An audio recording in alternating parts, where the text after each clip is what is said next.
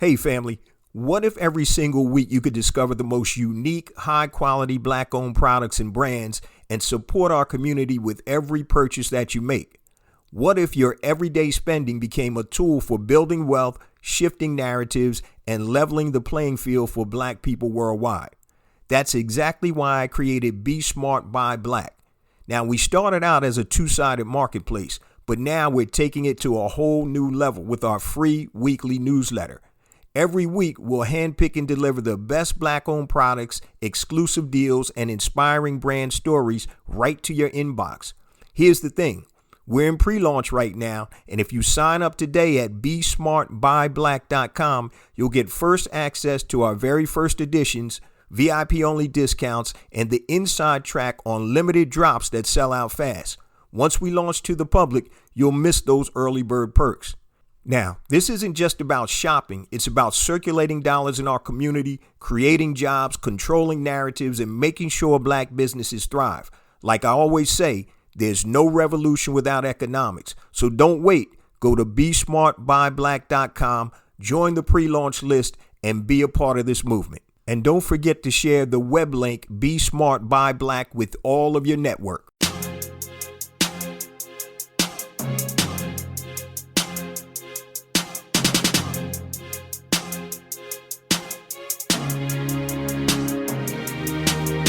Welcome to Black Entrepreneur Blueprint, the #1 podcast and resource for Black entrepreneurs.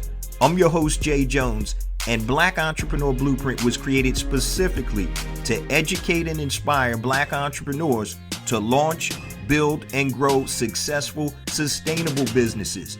Join us as we help build an economic power base in the worldwide Black community by building and supporting Black-owned businesses. If you're currently an entrepreneur or want to be an entrepreneur, you're invited to join us each and every week here at Black Entrepreneur Blueprint.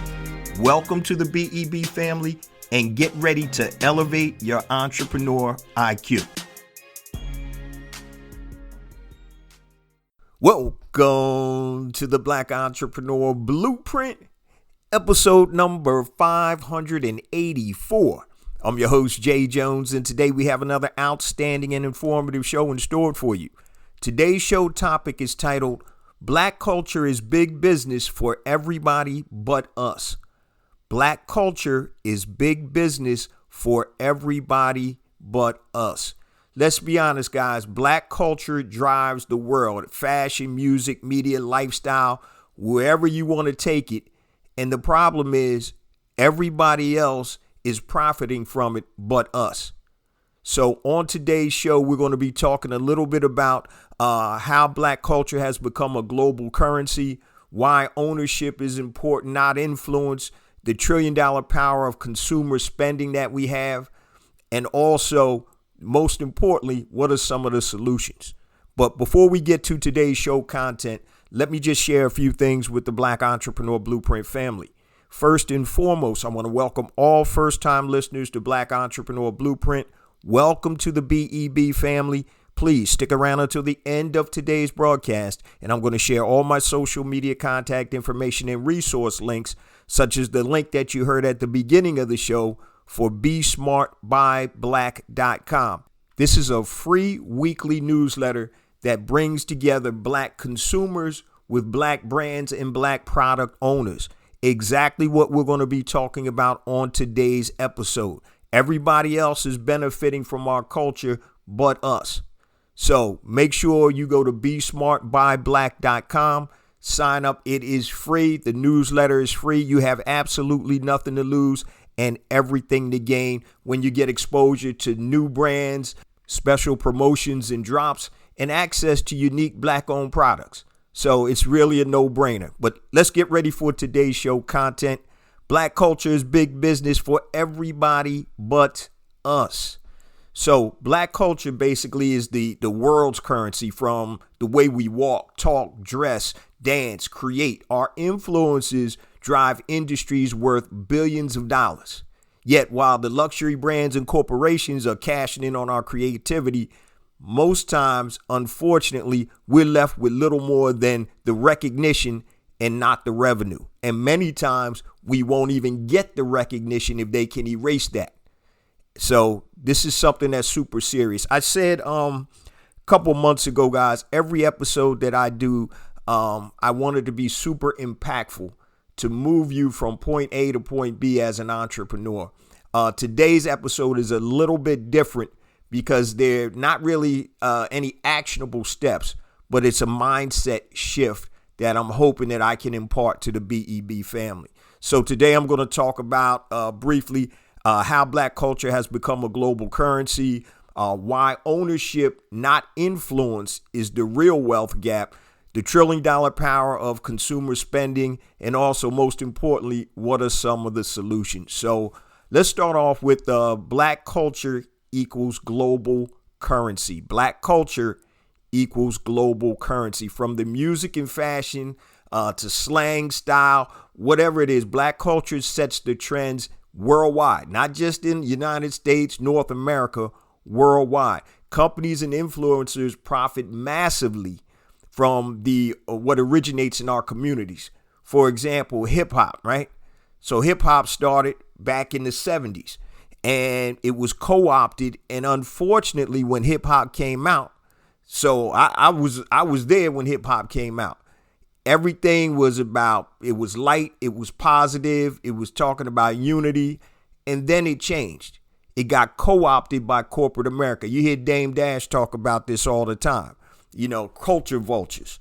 And it's true. So now you can't find a decent rap song or lyrics without somebody being misogynistic, talking about pimps and hoes, killing people, making money, all of that type of stuff that the record industry allows for Black people to say on record.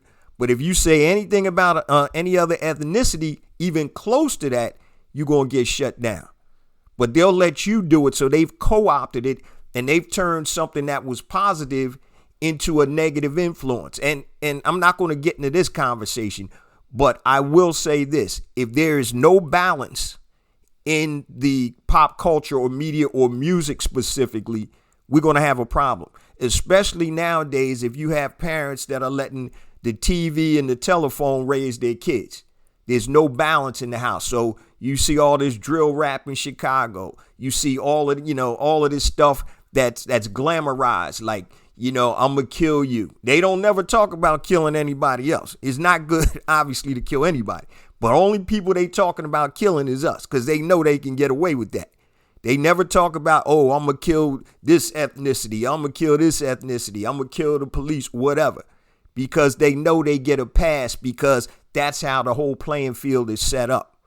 So in terms of co-opting Black culture, they've co-opted the music and they're using the music to program some of these influential youth to act a way that obviously isn't good for themselves or the community or anybody else in general.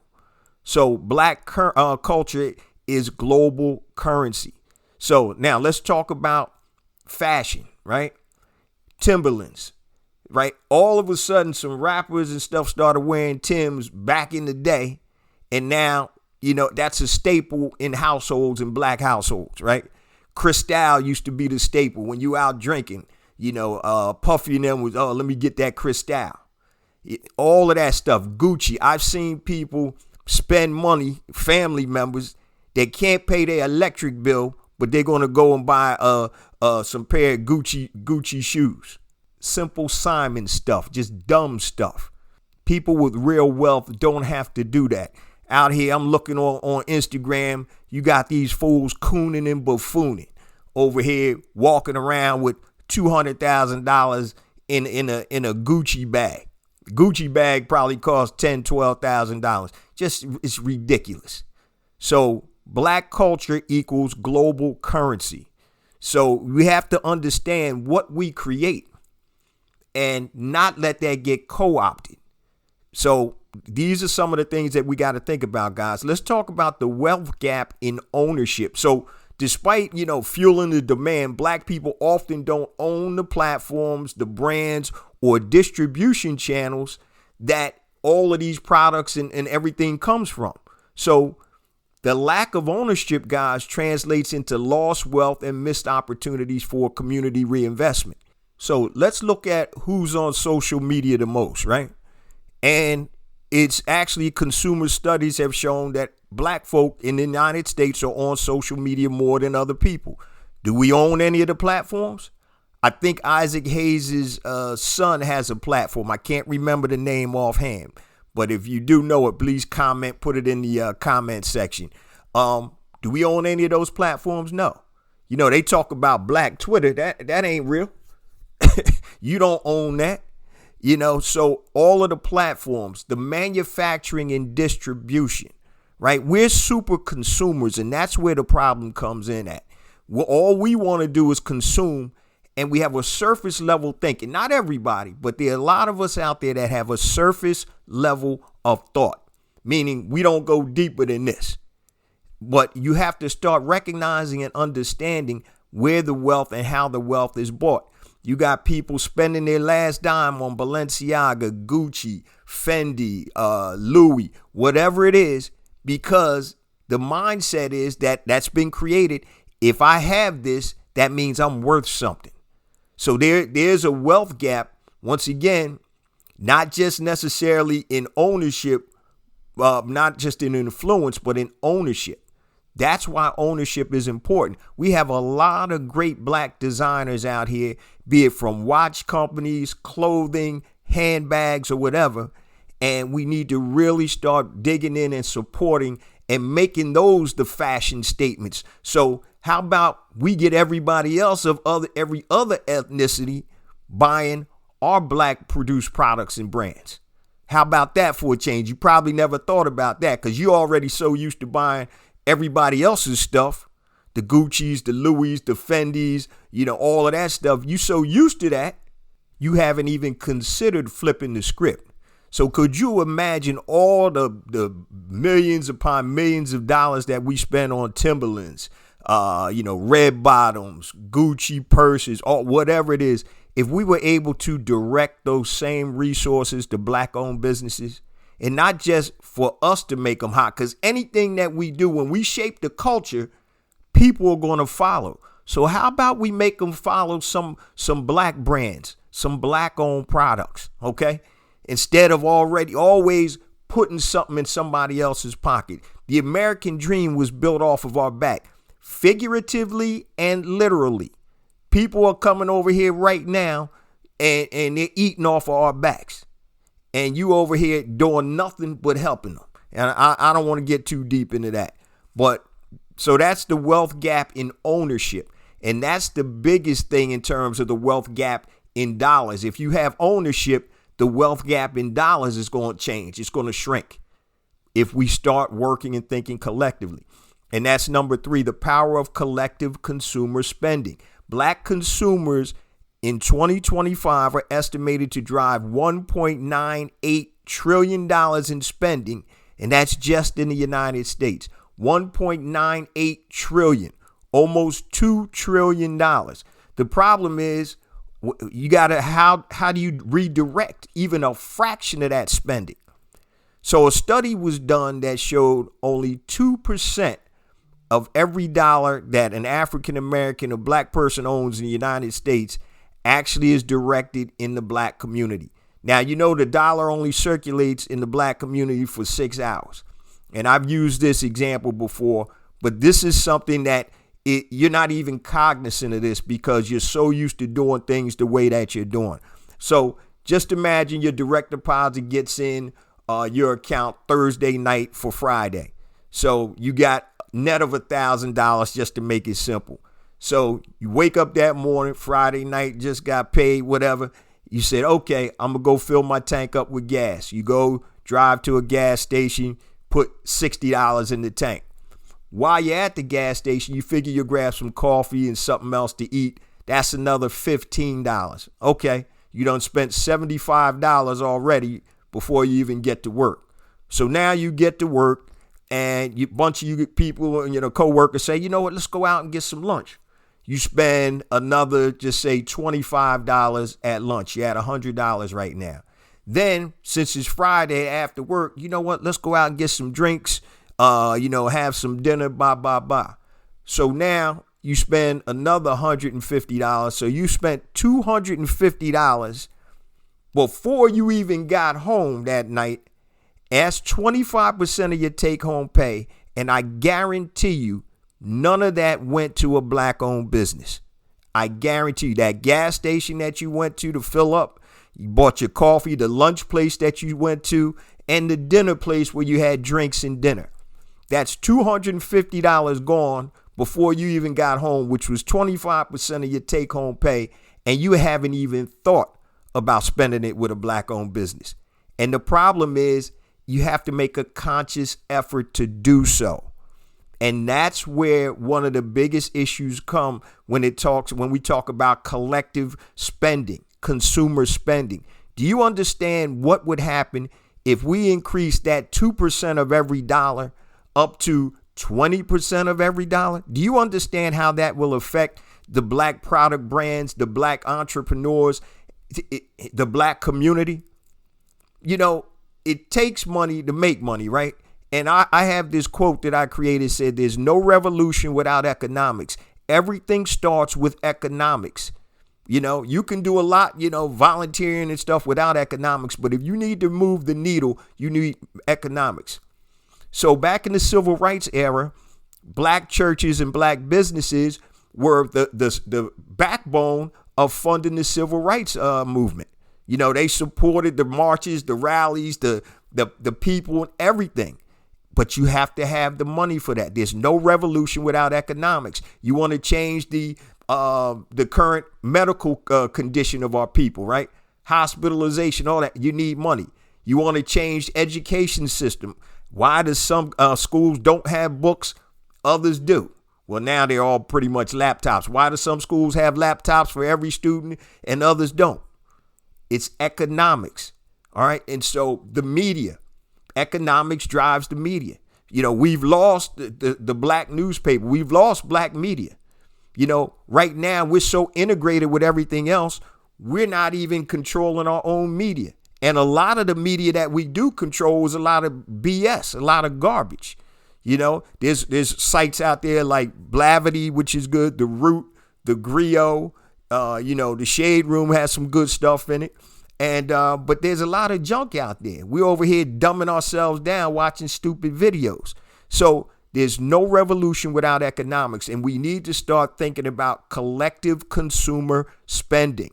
That's why I created BeSmartBuyBlack.com. It is a free newsletter. I was thinking of ways, and 2 episodes ago, I talked about I'm going to transform the show in some form or fashion. Not quite sure yet.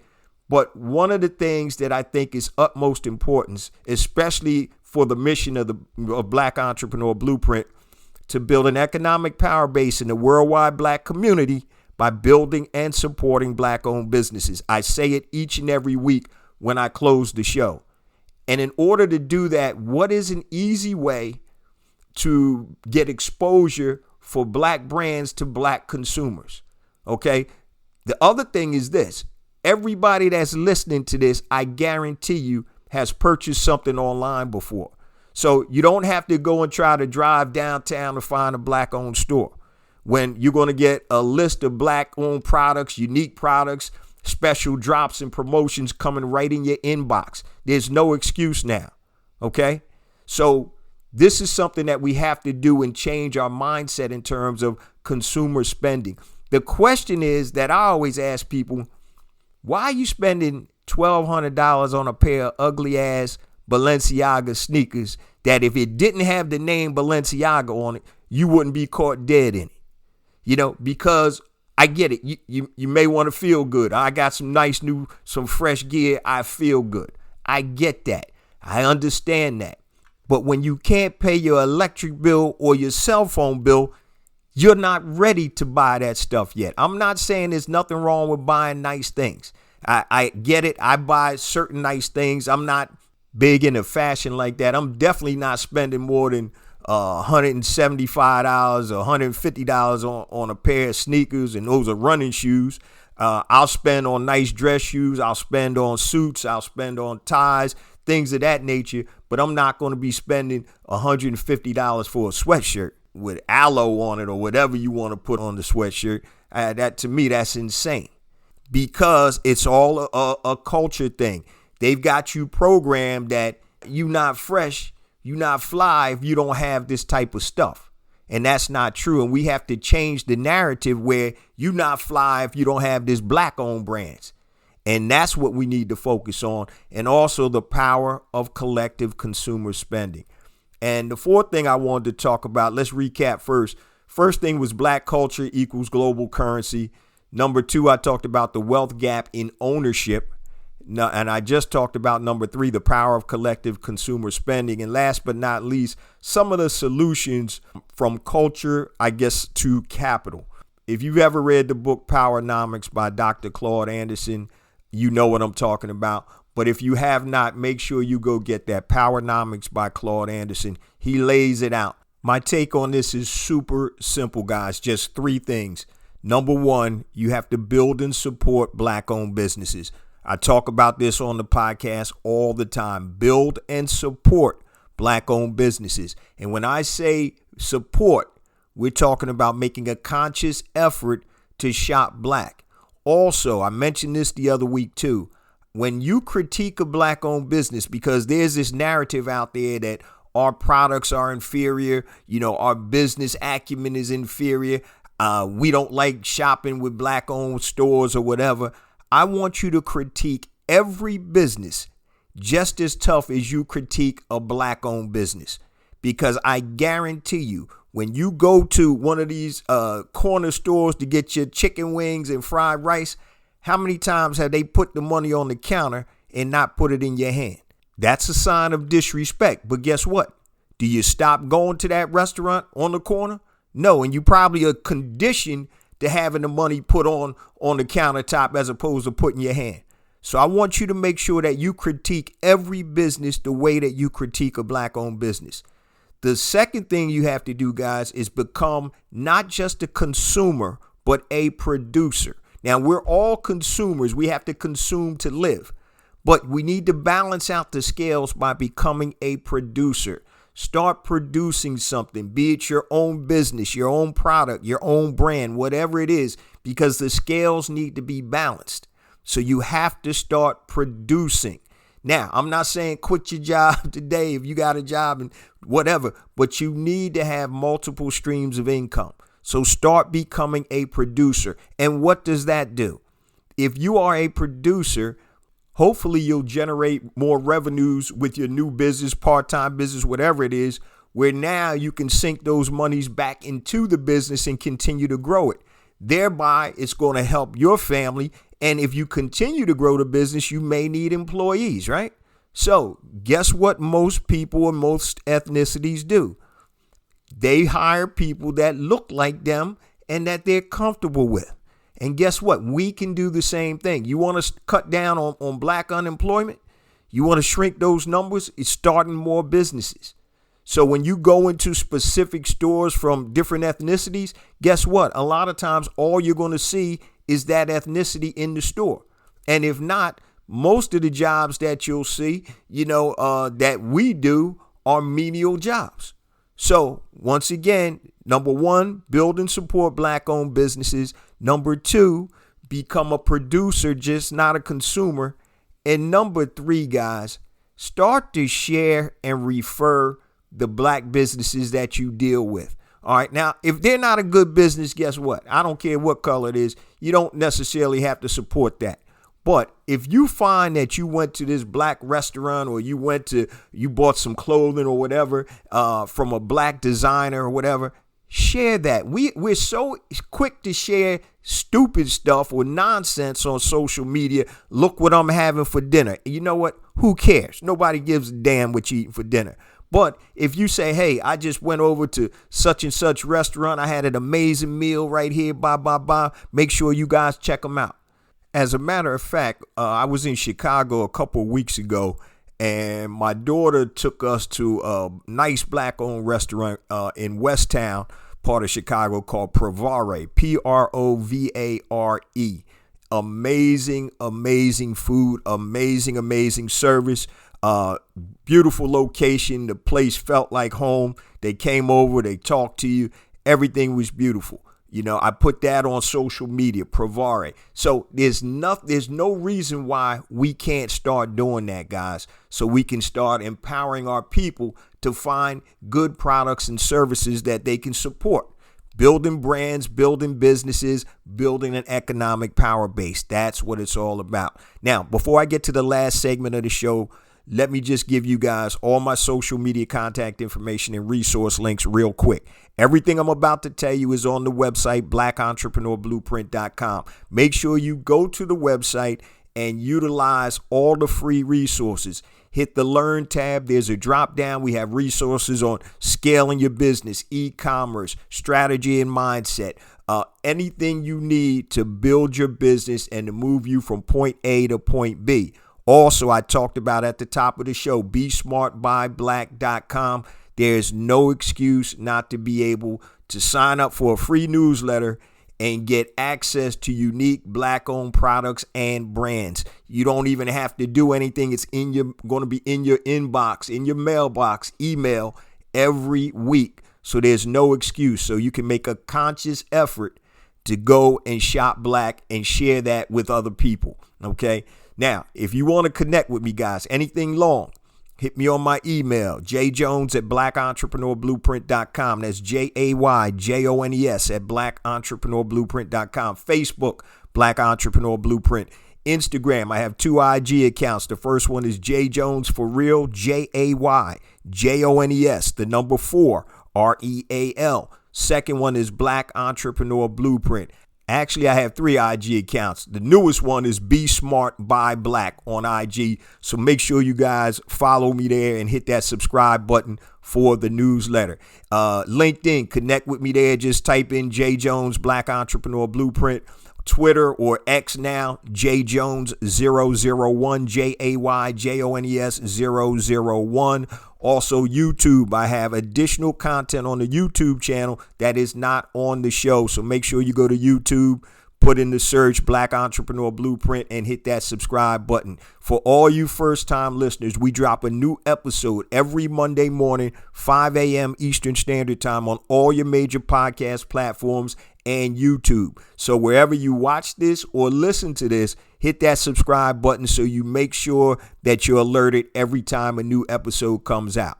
Now, let's get back to the last segment of the show. So we talked about Black culture is big business for everybody but us. So the beauty of this thing is that we can change the narrative. We have everything that we need to help change that narrative. We have the $1.98 trillion just in the United States. We're not talking about the rest of the world, where we can start to galvanize and funnel those funds and support and build Black-owned businesses. The way you get more Black-owned businesses is that you support the ones that you currently have. People start to expand and they start to grow. That helps employment in the Black community. That helps everything. It helps the economy. And once again, guys, there's no revolution without economics.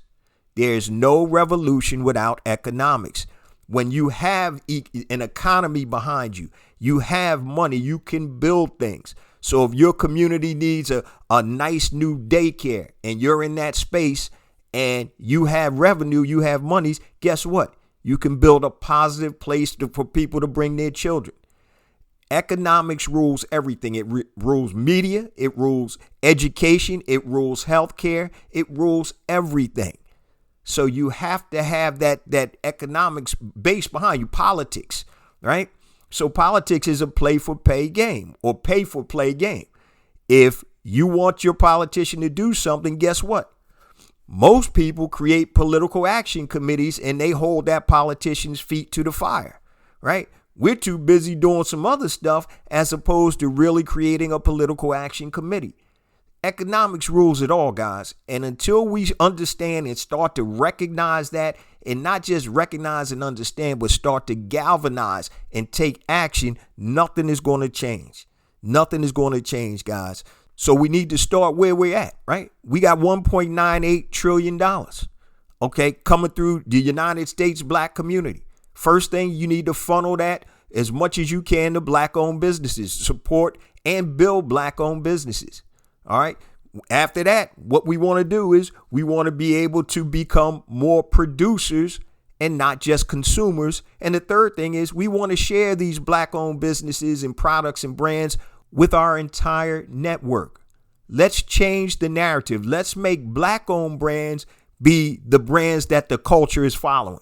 Instead of spending money with, Louis and Gucci and Balenciaga, how about we have the Black-owned names where it's cool to be out there with the Black-owned products and brands? Not just for us, but if we're the leaders of the culture, if we do it, guess what? Other people are doing it. All we got to do is somebody has a nice Black-owned brand and you get a couple of stars or celebrities or influencers start wearing the stuff. Everybody else starts wearing it. How much money do you think Timberland made from rappers back in the day who started wearing the Timbs? How much money do you think Cristal made? How much money do you think Gucci is still making right now because people are trying to style and profile with Gucci everything, spending $500 for a freaking Gucci belt or whatever. So just think about the power that we have. We have everything here laid out on the table. It's just a matter of galvanizing and utilizing our resources in a way that's beneficial to us. Every other ethnicity does this but us. Every other ethnicity understands the ramifications of not supporting your own group of people. And guess what? They don't care if when they buy from their people, if the price is a little bit higher than if they could go to Costco. Guess what? They understand and recognize the importance of supporting their own people. And that's what we have to do. Let me shut this thing on down now because I literally could go on for another 30 minutes. But I say this each and every week, guys, because it's true. We get more and more downloads because of you, the BEB family. I appreciate you guys so much. Please continue to spread the word about the podcast, the whole ecosystem, the online courses, the books, and the new revised Be Smart Buy Black free newsletter. It is free, guys. Go to besmartbuyblack.com. You'll get unique Black-owned brands and products in your email every week. This is what we're talking about, taking action. So it's free to sign up, and please share the link with your whole network. It ain't nothing cheaper than free, right? And it will give you exposure and no excuses not to support Black-owned businesses. Remember, it's not about me. It's not about you. It's about us. It's about building an economic power base in the worldwide Black community by building and supporting Black-owned businesses. Love you guys. See you same time next week. Peace.